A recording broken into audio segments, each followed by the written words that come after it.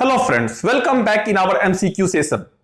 As usual यह video geography based MCQs पर है, लेकिन स्टार्ट करने से पूर्व मैं एक बार फिर से रिपीट करना चाहूंगा।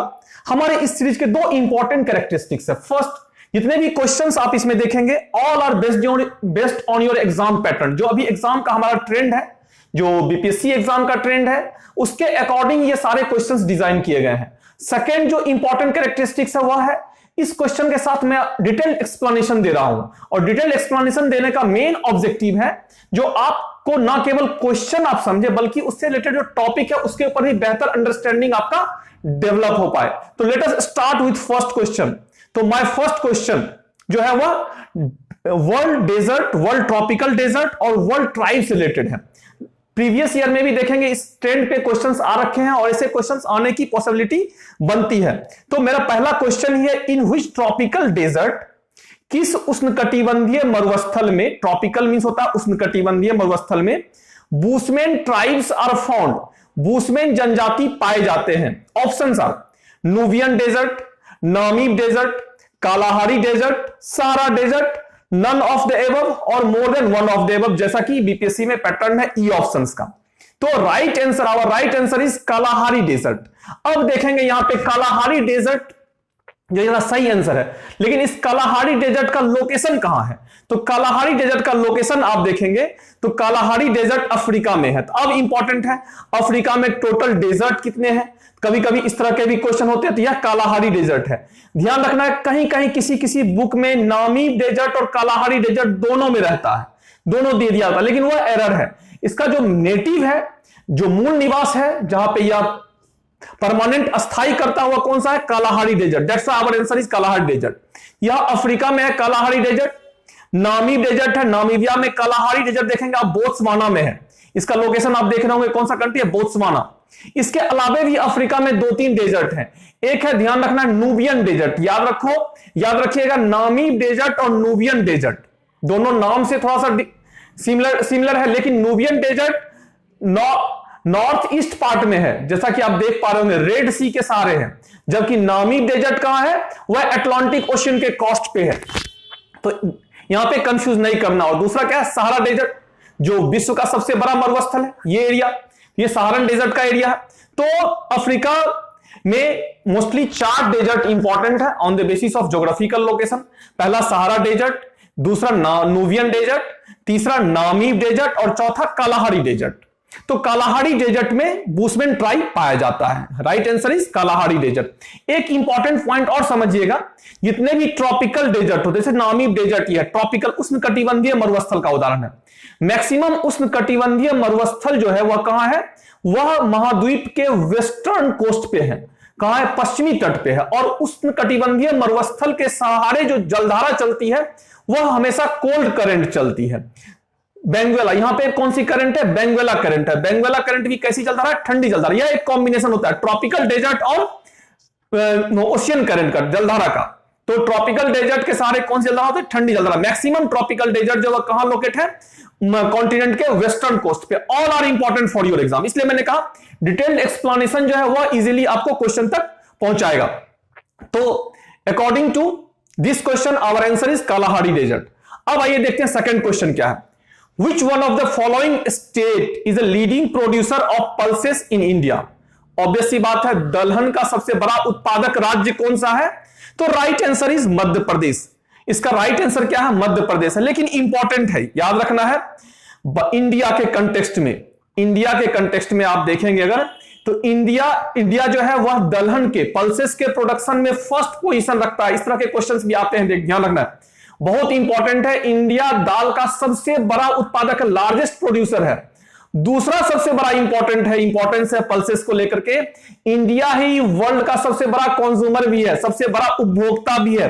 अगर परसेंटेज देखेंगे तो 25% ऑफ टोटल वर्ल्ड प्रोडक्शन का इंडिया में प्रोड्यूस होता है। और कंज्यूमिंग देखेंगे 27% कंज्यूम करता है इंडिया टोटल वर्ल्ड कंजम्पशन का। विश्व के कुल उपभोग का लगभग 27% कौन यूज करता है? यह FAO का रिपोर्ट है, फूड एंड एग्रीकल्चर ऑर्गेनाइजेशन का रिपोर्ट है, ठीक है। तो यह 27% इंडिया कंज्यूम करता है और प्रोड्यूस कितना करता है? 25%।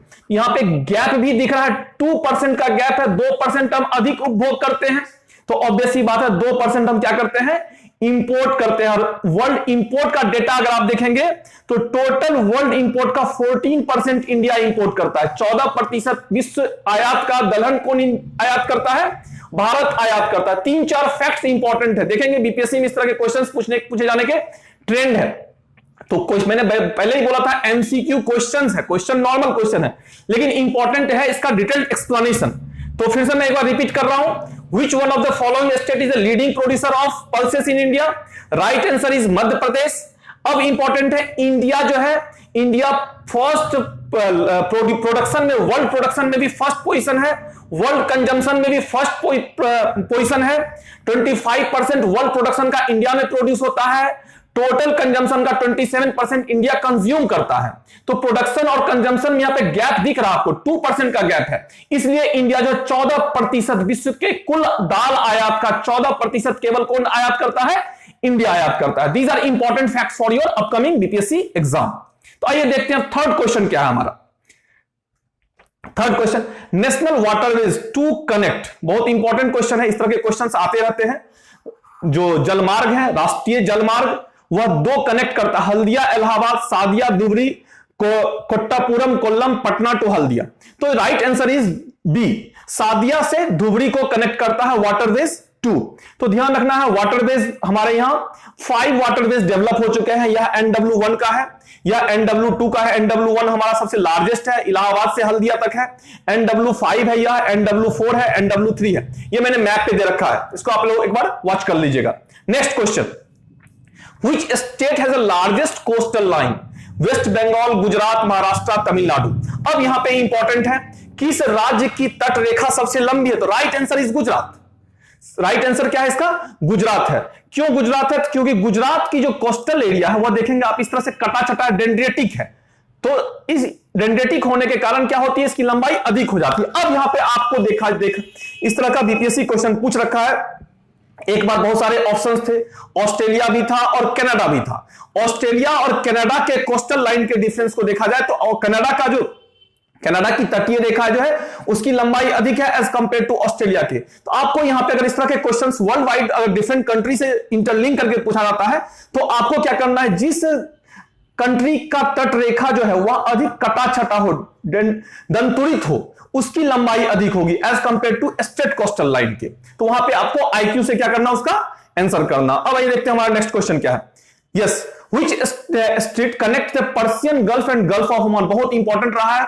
पर्सियन गल्फ और गल्फ ऑफ ओमान को कौन सा जल संधि जोड़ता है, चूंकि बहुत इंपॉर्टेंट स्ट्रेट है यह। मैक्सिमम वाइल एक्सपोर्ट जो होते हैं, वाइल के ट्रेडिंग्स होते हैं इसी स्ट्रेट से होते हैं। पहला है हमारा बास्पोरस जल संधि, बाब अल मंदेब, हार्मुज एंड जिब्राल्टर।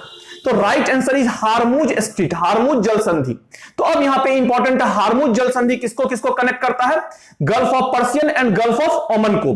तो गल्फ ऑफ पर्सियन और गल्फ ऑफ ओमान कहां है, तो देखिए यह ईरान है, ईरान के साथ यह पर्सियन गल्फ है और यह क्या है, गल्फ ऑफ ओमान है। और गल्फ ऑफ ओमान से ही फिर हम लोग अरबियन सी में इन करेंगे। और इंडिया के लिए ट्रेडिंग रूट है, इंडिया के लिए भी ट्रेडिंग रूट हो सकता है। तो यह जो मैक्सिमम वाइल के जो ट्रेडिंग्स होते हैं वह इसी स्ट्रेट से होते हैं। तो यह इंपॉर्टेंट है। लेकिन अब आपको जानना चाहिए जिब्राल्टर स्ट्रेट भी ऑप्शन हमारा था, तो जिब्राल्टर स्ट्रेट कहां है, जिब्राल्टर स्ट्रेट भी इंपॉर्टेंट है। जिब्राल्टर स्ट्रेट जो है वह अटलांटिक ओशियन को भूमध्य सागर से जोड़ता है। अटलांटिक ओशियन को किससे जोड़ता है, भूमध्य सागर से जोड़ता है। फिर एक और ऑप्शन था हमारा, वह ऑप्शन हमारा है बास्पोरस जल संधि। बास्पोरस जल संधि जो है वह ब्लैक सी और सी ऑफ मरमरा को जोड़ता है। ब्लैक सी, ये ब्लैक सी और सी ऑफ मरमरा, यहां बास्पोरस जल संधि है। बास्पोरस जल संधि किसको, ब्लैक सी और सी ऑफ मरमरा को। एक और ऑप्शन था, वह था बाब अल मंदेब, और बाब अल मंदेब जो हमारा है वह रेड सी और गल्फ ऑफ एदन को जोड़ता है। यहां पे एकदम डोंट बी कंफ्यूज्ड, जो हार्मुज स्ट्रेट है वह गल्फ ऑफ ओमान को जोड़ता है। यहां बच्चा कंफ्यूज करता है ओमान और गल्फ ऑफ एदन में। तो गल्फ ऑफ एदन को कौन जोड़ता है, वह बाब अल मंदेब जोड़ता है। अगर आपको कहा जाए, आपसे पूछा जाए जो किसी यूरोपियन को अटलांटिक महासागर से भूमध्य सागर होते हुए मुंबई पोर्ट पे आना है, तो वह किस किस स्ट्रेट को पहले क्रॉस करेगा, उसका क्या सीरीज होगा, क्या उसके क्रम होंगे। तो सबसे पहले वह जिब्राल्टर स्ट्रेट को क्रॉस करेगा, देन फिर वह भूमध्य सागर में आएगा, फिर वह स्वेज नहर को क्रॉस करेगा, देन फिर वह रेड सी में आएगा, देन फिर वह किसको क्रॉस करेगा, बाबल मंदिर को, उसके बाद वह कहां आएगा, गल्फ ऑफ एडन में आएगा, और फिर वह अरेबियन सी में इन करेगा, और देन फिर वह मुंबई तक पहुंचेगा। तो ये इंपॉर्टेंट इंफॉर्मेशन है, मैप बेस्ड इंफॉर्मेशन है, जो कि इंपॉर्टेंट आपके एग्जाम में इस तरह के क्वेश्चन देखेंगे आते रहते हैं। आइए देखते हैं नेक्स्ट क्वेश्चन क्या है। हाँ, हिमाद्री अनुसंधान स्टेशन स्थित है, तो राइट आंसर इज आर्कटिक। जो आर्कटिक ओशियन है वहां पे भारत का पहला हिमाद्री अनुसंधान स्टेशन स्थित है, और यह भारत का फर्स्ट साइंटिफिक रिसर्च स्टेशन है, जो कि नॉर्वे के सेवलवर्ड आइलैंड पर एस्टेब्लिश्ड है। इसको लेकर के हमारा ऑलरेडी हमारे चैनल पे वीडियो अपलोडेड है, डिटेल्स उसमें एक्सप्लेनेशन है आर्कटिक ओशियन के बारे में, अंटार्कटिका के बारे में, कौन कौन से रिसर्च स्टेशन है, आप वहां पे जाकर किसको वॉच कर सकते हैं, देख सकते हैं। नेक्स्ट क्वेश्चन देखते हैं, regur soil is example of. Regur soil किसका एग्जांपल है? जोनल सॉइल का, अजोनल सॉइल का, इंट्राजोनल सॉइल का, एलुवियल सॉइल का। तो जोनल सॉइल होता है हिंदी में क्षेत्रीय मिट्टी, अजोनल सॉइल अक्षेत्रीय मिट्टी, अंतः क्षेत्रीय मिट्टी, और एलुवियल सॉइल। तो right answer is zonal soil. Regur soil किस सॉइल को कहते हैं? Black soil. और प्रीवियस वीडियो में भी, प्रीवियस जो एमसीक्यू पार्ट 2 था उसमें भी यह सॉइल से क्वेश्चन थे, उसमें ब्लैक सॉइल के बारे में डिटेल डिस्कस्ड है, तो उसको भी आप वॉच करके यहां से इंटरलिंक कर सकते हैं। तो regur soil is example of zonal soil, क्षेत्रीय मिट्टी का उदाहरण है। क्षेत्रीय मिट्टी वह मिट्टी होती है जो चट्टान के विखंडन होने से बनती है, तथा जहां विखंडन होता है वहीं पे वह क्या होता है, लोकेट होता है, सिचुएटेड होता है। वैसे सॉइल को ही क्षेत्रीय मिट्टी कहते हैं, जोनल सॉइल कहते हैं। आइए नेक्स्ट क्वेश्चन देखते हैं। The meeting point of eastern Ghat and with the western Ghat is. अब देखोगे अभी जो एग्जाम का ट्रेंड है वह वेस्टर्न घाट और ईस्टर्न घाट या साउथ इंडिया के जो माउंटेन्स हैं, साउथ इंडियन जो माउंटेन्स हैं उससे इंटरलिंक करके क्वेश्चंस आ रहे हैं। जो वेस्टर्न घाट ईस्टर्न घाट से कहां कनेक्ट होता है, या वेस्टर्न घाट का साउदर्न मोस्ट माउंटेन कौन सा है, या कन्याकुमारी के क्लोजेस्ट सबसे माउंटेन कौन सा है, इस तरह के क्वेश्चन देखेंगे आपके आ रहे हैं, इसलिए मैंने इस क्वेश्चन को डाला है। तो यहां पे ऑप्शन है अन्नामलाई, नीलगिरी, कार्डोमम, अगस्तमलाई। तो our right answer is Nilgiri. Nilgiri जो है वह क्या है, मीटिंग पॉइंट है ईस्टर्न घाट और वेस्टर्न घाट। आइए इसको डिटेल्स में थोड़ा हम लोग देखते हैं। ईस्टर्न घाट और वेस्टर्न, ये वेस्टर्न घाट माउंटेन रेंज है। वेस्टर्न घाट को का एक और नाम है, आप लोग सुने होंगे, इससे भी क्वेश्चन पूछ रखा, वह है सह्याद्री। वेस्टर्न घाट को सह्याद्री भी कहा जाता है। यह ईस्टर्न घाट है। वेस्टर्न घाट और ईस्टर्न घाट कहां मिल रहा है? नीलगिरी पर्वत पर। और नीलगिरी पर्वत की सबसे ऊंची चोटी है दोदा बेटा, ध्यान रखना है, और इसके नीचे है अन्नामलाई की पहाड़ी, और उसके नीचे है कार्डोमम। तो अन्नामलाई की सबसे ऊंची चोटी है अनाईमुडी, अनाईमुडी, और अनाईमुडी जो है वह दक्षिण भारत की सबसे ऊंची चोटी है। दोदा बेटा जो है वह दक्षिण भारत की दूसरी सबसे ऊंची चोटी है, और अनाईमुडी के नीचे है कार्डोमम हिल, और कार्डोमम हिल इलायची की पहाड़ी। फिर इंपॉर्टेंट है, जो ऊटी टूरिस्ट प्लेस आप सुने होंगे वह नीलगिरी की पहाड़ी पर स्थित है। पालिनी हिल का नाम सुने होंगे, तो वह देखेंगे मैप पे, यह अन्नामलाई के ईस्टर्न पार्ट पे है। तो कुछ इस तरह से इस एरिया के ज्योग्राफिकल लोकेशन को आपको एटलस पे देखना चाहिए, क्योंकि यहां से एग्जाम में क्वेश्चंस पूछे जाने के ट्रेंड है। अभी लास्ट 2-3 एग्जाम आप देखेंगे तो इस एरिया से रेगुलर क्वेश्चंस पूछे जा रहे हैं, तो पॉसिबिलिटी बनती है यहां से कमिंग एग्जाम में भी क्वेश्चन हो। आइए देखते हैं नेक्स्ट क्वेश्चन क्या है हमारा। निम्नलिखित में से कौन, इंग्लिश में देखते हैं, हिंदी में थोड़ा सा हो सकता है आपको सेंटेंस का एरर मिले, लेकिन इंग्लिश सेंटेंस जो हमारे वो होंगे वह करेक्ट होंगे, उसमें कोई उसमें जो है एरर आपको नहीं के बराबर होंगे, नहीं मिलेंगे। तो देखते हैं, which one among the following is the largest island in area? Means क्षेत्र के आधार पे सबसे बड़ा द्वीप कौन सा है विश्व का? तो our options are Borneo, Greenland Iceland, Madagascar है या Madagascar, Papua New Guinea island. Papua New Guinea island होगा ये। हाँ, यहां पे भी थोड़ा स्पेलिंग मिस्टेक है, इसमें स्पेलिंग मिस्टेक हो गया। तो option are Borneo, Greenland, Madagascar, Papua New Guinea, none of them more than one. तो यहां इस क्वेश्चन में हमारा राइट आंसर क्या है? Greenland island. ग्रीनलैंड आइलैंड जो है वो विश्व का सबसे बड़ा आइलैंड है। अगर आइलैंड के सीरीज को आप देखेंगे तो विश्व का सबसे बड़ा आइलैंड कौन सा है? वह ग्रीनलैंड है, फर्स्ट पोजीशन है। सेकंड पोजीशन किसका है? वह पापुआ न्यू गिनी का। थर्ड किसका है? वह बोर्नियो का है। और फोर्थ कौन सा है? मेडागास्कर है। यह 4 सीरीज है, पहला ग्रीनलैंड, दूसरा पापुआ न्यू गिनी, तीसरा बोर्नियो और चौथा मेडागास्कर। लेकिन अगर आपसे पूछा जाए एशिया का सबसे बड़ा आइलैंड कौन सा है, तो वह है बोर्नियो। यह बोर्नियो आइलैंड का फिगर है। बोर्नियो आइलैंड का दूसरा इंपॉर्टेंट कैरेक्टरिस्टिक्स है, बोर्नियो आइलैंड पे 3 कंट्री का कंट्रोल है। यह जो देख रहे हैं यह इंडोनेशिया है, इंडोनेशिया का पार्ट है यह। और इसके ऊपर वाला पार्ट जो देख रहे हैं मलेशिया लिखा हुआ, मलेशिया का 2 प्रोविंस है, एक सारावाक है और दूसरा है सबा है। यह बोर्नियो आइलैंड पे है। और तीसरा जो है यहीं पे एक कंट्री है छोटा सा ब्रुनई, और ब्रुनई का कैपिटल है बंदर श्री बेगम। अब ब्रुनई काफी चर्चा में रहा था कुछ दिन पहले, क्योंकि यहां के जो प्रिंस थे, यहां के जो किंग है, वह क्या अपने चार्टर प्लेन से खुद चला के आए थे। तो ये सारे इंपॉर्टेंस है इसके। तो इस क्वेश्चन के अकॉर्डिंग हमारा आंसर क्या था, ग्रीनलैंड, डेनमार्क। ग्रीनलैंड जो है इंपॉर्टेंट है। ग्रीनलैंड जो है वह नॉर्थ अमेरिकन कॉन्टिनेंट में आता है, लेकिन इस पे किसका नियंत्रण है, यह डेनमार्क का कंट्रोल है। लिखा हुआ है डेनमार्क यहां पे, यह भी ध्यान रखना है। आइए अब देखते हैं 10 number question. Fire ring of Pacific ocean related with, जो प्रशांत महासागर का अग्नि वलय है वह संबंधित है divergent motion of plate, conservative motion of plate, convergent motion of plate और अपलिफ्टिंग मोशन ऑफ प्लेट। तो यहां पे 4 ऑप्शन है और none of the above, more than one of the. Right answer is convergent motion of plate. इसको हिंदी में कहते हैं डाइवर्जेंट को अपसारी गति, अपसारी गति। इसको कहते हैं संरक्षी गति, और इसको हिंदी में कहते हैं अभिसारी गति, अभिसारी गति। अपसारी गति क्या हुआ, जब 2 प्लेट एक दूसरे से दूर जाता है, 2 प्लेट एक दूसरे से दूर जाएगा तो वह क्या कहलाएगा, अपसारी गति। संरक्षी गति क्या होता है, जब 2 प्लेट एक दूसरे के क्लोज होता है और रगड़ खाता है, ना दूर जाता है ना ही पास आता है। और अभिसारी गति क्या होता है, जब 2 प्लेट एक दूसरे से कोलाइड करता है, टकराता है। तो यह जो प्रशांत महासागर का अग्नि वलय है वह किसका एग्जांपल है, convergent motion of plate, plate के अभिसारी गति के कारण। चूंकि यहां पे 2 प्लेट टकराते हैं तो जो भारी प्लेट होता है वह नीचे जाता है और नीचे जाकर के पिघल करके फिर ज्वालामुखी के रूप में बाहर निकलता है। इसलिए सबसे अधिक ज्वालामुखी की संख्या कहां है, इसी पैसिफिक ओशियन के कोस्ट पे है। यहां पे थोड़ा सा मैंने डाल रखा है, क्योंकि प्लेट टेक्टोनिक से आप अगर देखेंगे ज्योग्राफी में, जियोमॉर्फोलॉजी में एक टॉपिक अगर आपको पढ़ के जाना है तो प्लेट टेक्टोनिक से रेगुलर क्वेश्चन आते हैं। तो ये जो एरो दिख रहे हैं यह प्लेट के गति का एरो है।